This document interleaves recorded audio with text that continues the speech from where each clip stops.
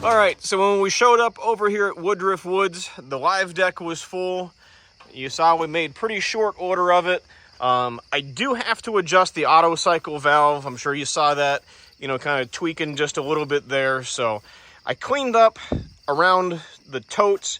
We do have a little bit that spilled off here in the corner when I went for that last angle. It does go a little bit more to the engine side than it does to the operator side. So this is what we did in the short time there on the video. I don't know what the actual time was because I was chatting for a little bit there, showing Darren a couple of things, and the camera was still running. But I think between what's on the ground, what's in the trough, and frankly, what's in the containers here, even if we called those a quarter of a cord a piece, it's still a bunch of firewood in a hurry.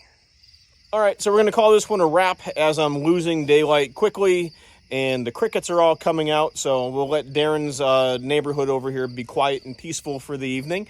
But if we can get you a sales quote on something like this big 1824 diesel or anything else in that brute force lineup, please give me a phone call. It's 833-SPLITTER. It's 833-775-4887. You can also email me at sales@shaverequipment.com. And as always, our videos are not a paid promotion by the manufacturer. It's a sales tool so we can reach you, the customer. So allow us to earn that business with the sales quote. Don't forget to hit that like and subscribe button so you can stay up to date on everything we have going on. And there will be some more videos of Logzilla coming out sometime soon.